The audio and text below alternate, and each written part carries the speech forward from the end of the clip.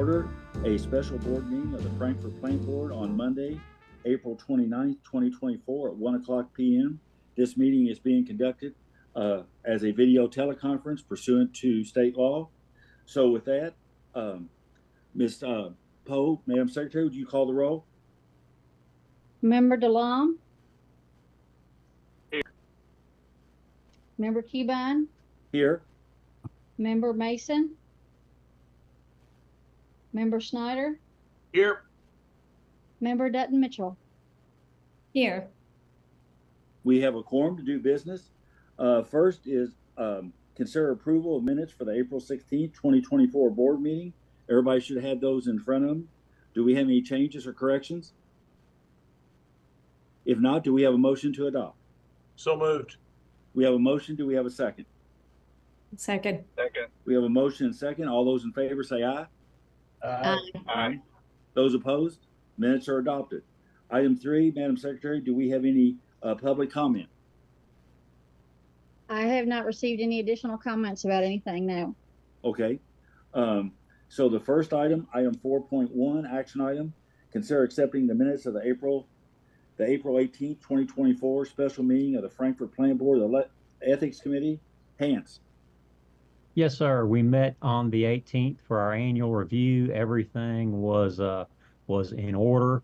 Recommend that the board accept the minutes. I want to thank the members of the committee for their service. I certainly appreciate having the ability to have somebody to ask for their insight, their knowledge of those things. So appreciate their help with everything, and just ask for a motion to accept those minutes, please. Thank you. And just make sure I clarify, this meeting, they reviewed all the financial disclosures, all that information, everything was in order, correct? Yes, sir. Correct. Okay, good. That was the only item on the agenda. Yes, sir. Any questions of Hans? No. Okay, if not, do we have a motion to accept the minutes of the Ethics Committee meeting? So moved. We have a motion. Do we have a second? Second. We have a motion and second. All those in favor say aye. Aye. Those opposed? Minutes are adopted. Thanks so much. Next item, consider approval of number 1, increasing the rate for the retrans surcharge. Number 2, increasing the rate for cable network pass-through fees. Number 3, increasing the rate for bulk cable 1 and bulk rate cable 2. Number 4, establishing a retention tier lineup and pass-through fee. And number 5, updating sections 5, 10, and 12 of the tariff. Harvey. Thank you, Mr. Keybine. I went and share my screen, if y'all can see. I'll try to recap. We've been talking about this for a few months now, but unfortunately, as you can see, passing along these increases is something that we've had to do just about every year every year for the last 20 years, as the media companies that own these networks continue to increase their rates every year. Major factor in these increases is sports rights.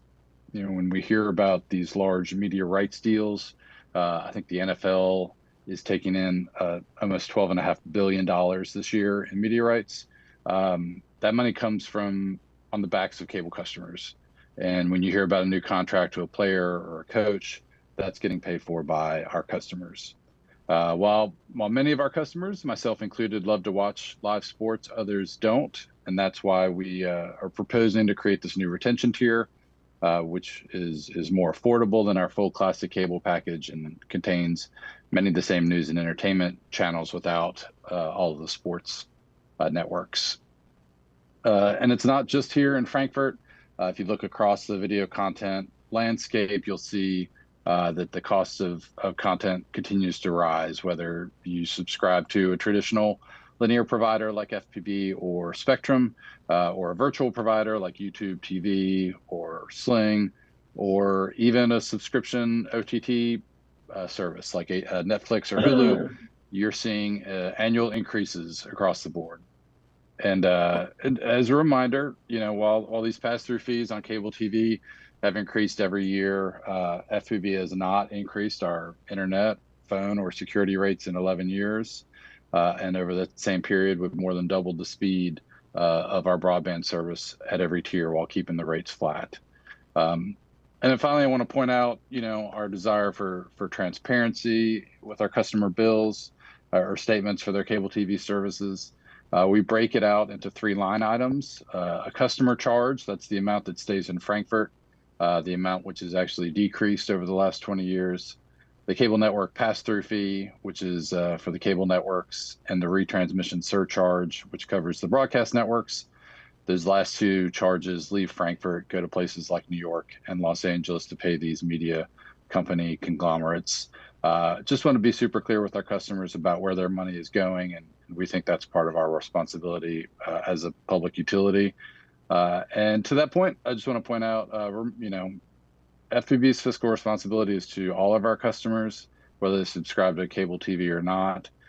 We don't absorb these increases because our policy has always been that those costs, the costs that are charged, go to the customers that use the services, and be wrong for customers who don't subscribe to cable TV to take on these additional charges. So happy to answer any questions you all might have on this item. Well, I've got 2, if I could. Sure. 2 are directed to you, Harvey, and 1 at David Denton. First, I became aware one of our competitors in an adjoining county, I think their broadband rates, they just got notice they're going up $9 a month on their broadband rates. That there were some people who said, see, I knew they were going to just turn around and raise rates. And I think you told me, Harvey, in the last 5 years, what has our competitors gone up in terms of their programming increases? Well, yeah, I mean, on the over-the-top streamers, a lot of them have doubled in cost. Mm-hmm. Like, these have gone up from 5 to 10 or 10 to 20. And then on the more traditional folks, their lines are really similar to ours, if not a little more aggressive. These costs are going up every year across the board for everybody. And unfortunately, it rides on the customer's backs, no matter who your provider is. And it kind of reaffirms what you said when you were going through it was, we're paying the extra money and charging the customers for content that our customers, our cable advisory committee, have told us our customers want to see. We're carrying those packages that we think they want to see and passing, but it's not us trying to raise money for our costs because we're not charging anymore, but we're trying to carry the content people want. And I think that's important that we don't just pick this up. I mean, we get input on what people want to see, and that's what you and your staff and that are trying to schedule and put on there. And I mean, that's where these charges are coming from. Yeah. Yeah. And the fact that there's really just a handful of companies that own all this content makes it really hard to pick and choose, Because I think you channel. said some of these providers have gone up as much, what you said, in 5 years, almost 50%. Yes, sir. Yeah. And then the last one, David, if you would clarify, and this is going to come up now and then in our next items, there's been some discussion about that we had this $8 million, and there was comments that I was aware of that somebody said we could have taken this $8 million and spent it and not passed on these retransmission fees from the network channels in Louisville and Lexington. And I hate to put you on the spot again, David, but could you explain a little bit about the mythical $8 million? Well, I think one of the best ways to go about explaining is there are 4 different items, financial items, that the plant board must cover with the rates that we set for our customers.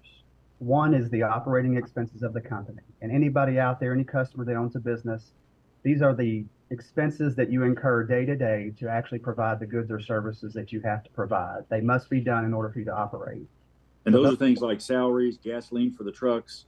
Yes, the largest wholesale power, these broadcast and cable TV fees that we charge, pumping, and actually creating and chemical treating water to sell.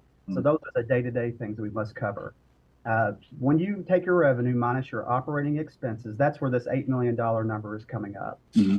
That is just to operate day to day.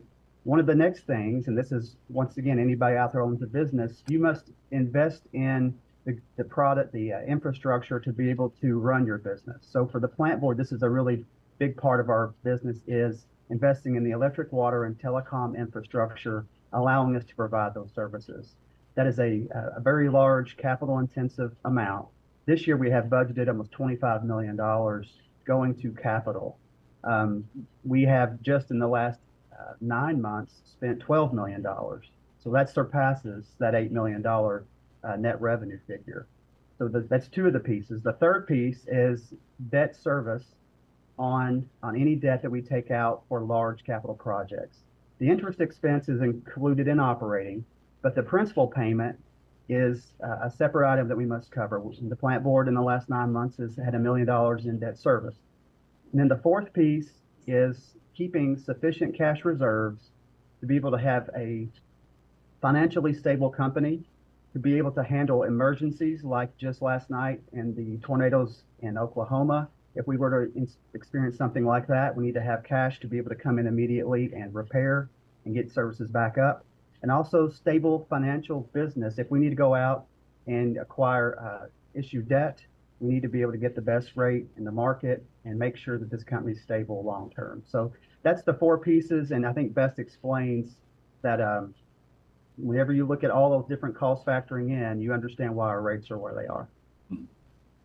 Okay, thanks, David. Does anybody have any questions of David or Harvey about this item and the financial situations and how we're funding it and what the costs are? John, I've got one. Yes, sir. Harvey, part of what we did is we made the decision to drop Wave TV.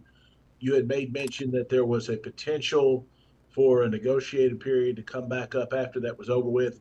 We've kind of had this on again, off again with Wave, where 6 years ago we dropped them. 3 years ago they came back at pretty favorable terms. This time around they were not willing to give us any concessions at all.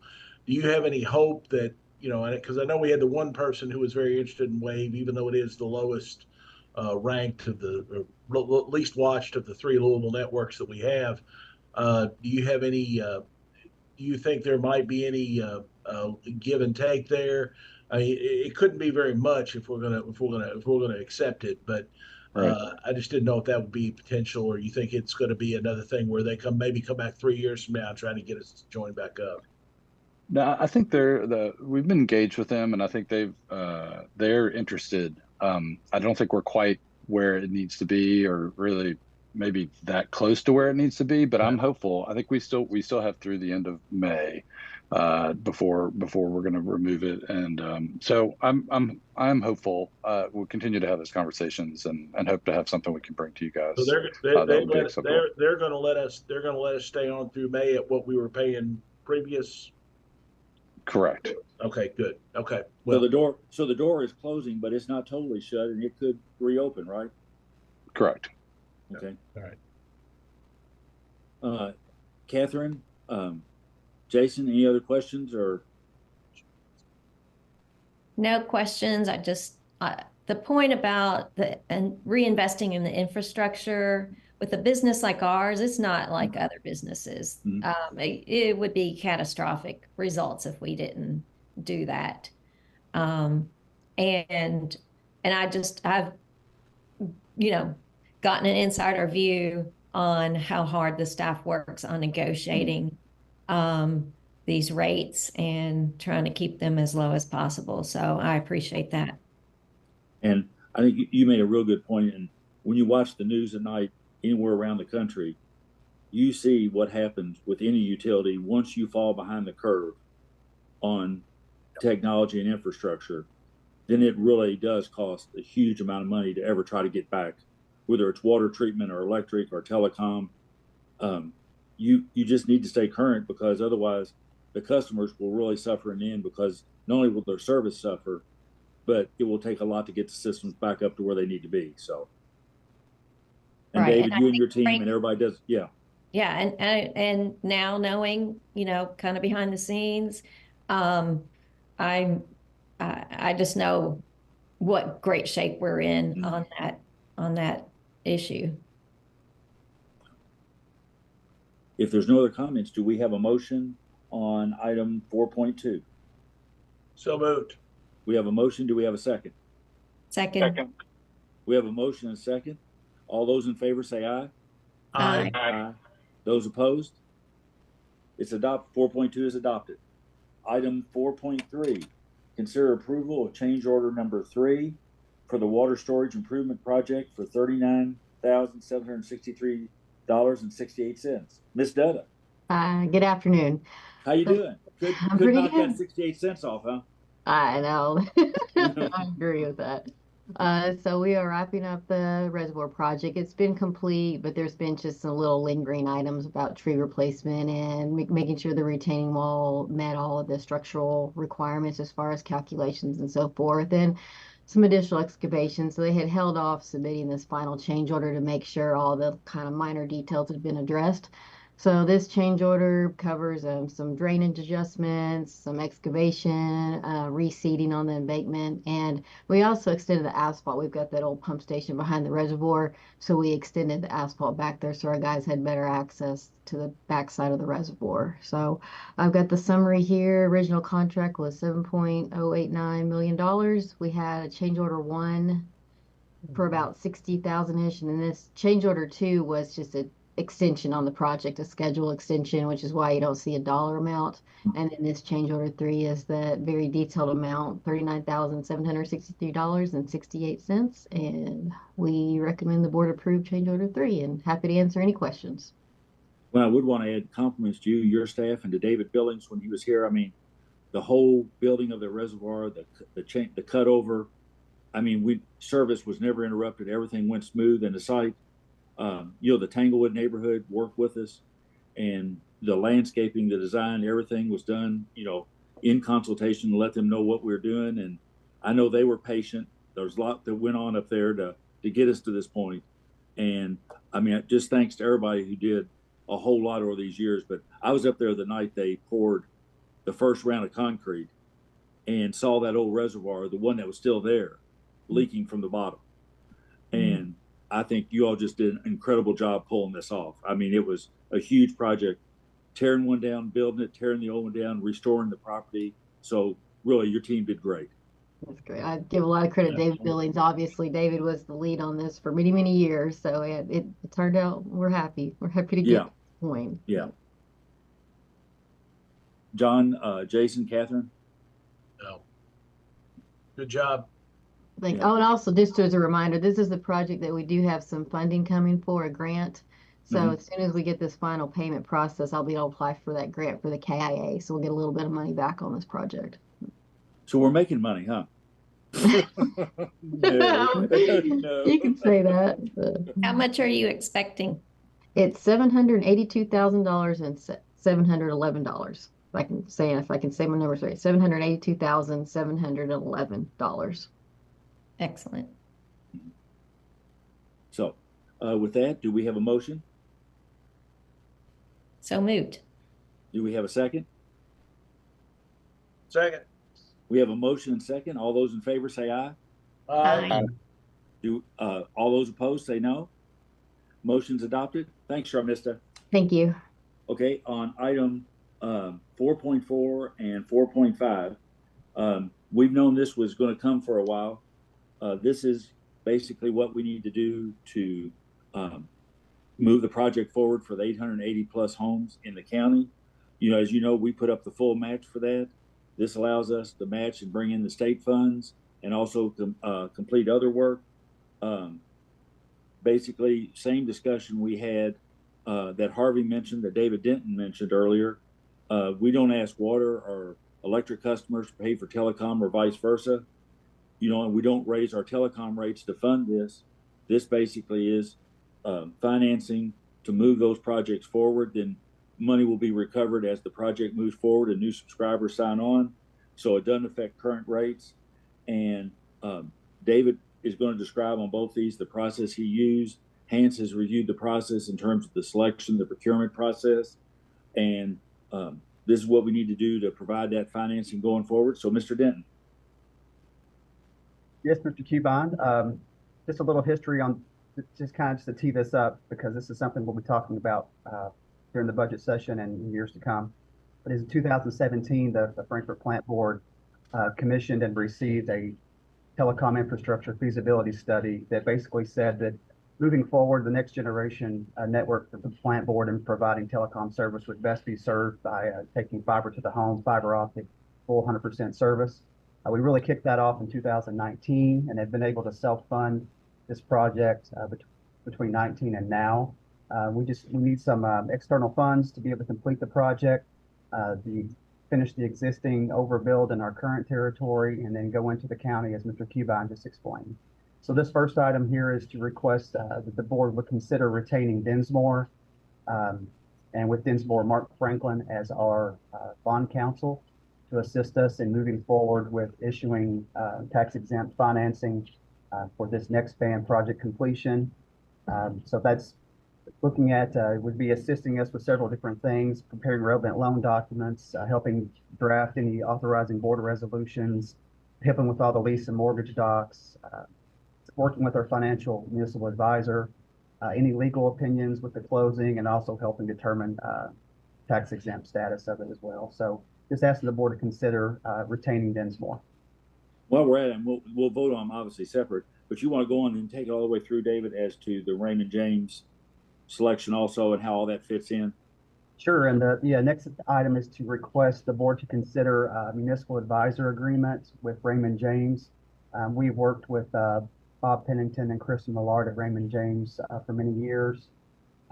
They would be working with bond counsel to assist us in issuing the debt. So the municipal advisor will be helping us with, we're going to do a competitive process with financial institutions and kind of putting the deal out. We did a little roadshow where you explain what we're trying to accomplish, talk to different financial institutions and issue a request for proposal and look to get the best offer from any financial institution that would like to extend lending to the plant board.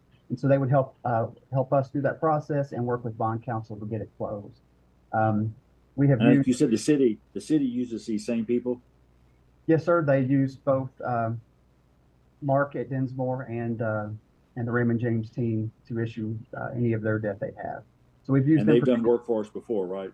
Yes, sir. And with our procurement policy, we are able to move forward with them without a request for qualifications because we have used them before and they have demonstrated their competency in carrying out these types of duties.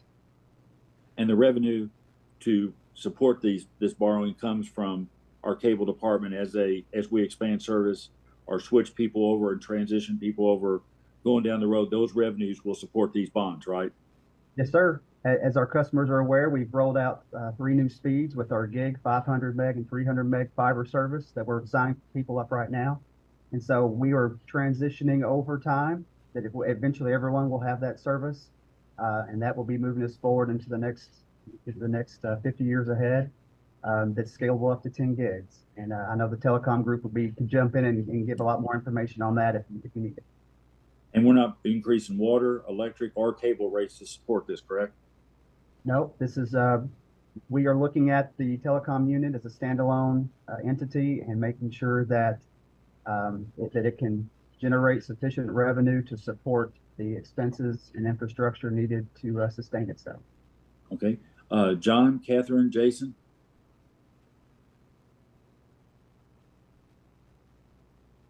John, if it's in order, I'd like to make a motion to approve the engagement letter with Dinsmore for bond counsel services in agenda item 4.4. I'm sorry, I was on Sure. mute. Sorry. I have a quick question on the fee. How did they come up with the fee? Was that a percentage of the debt servicing amount, or like an estimate on the hour, based on hourly rate, or how did they come up with that? I couldn't speak to how either of the firms came up with theirs. In total, it is about 0.6% of the total lending issuance. So I don't have details on how they calculate that. I mean, the experience that I've been dealing with bonds before, usually on most of these, it's a percentage of the deal, as I've seen them.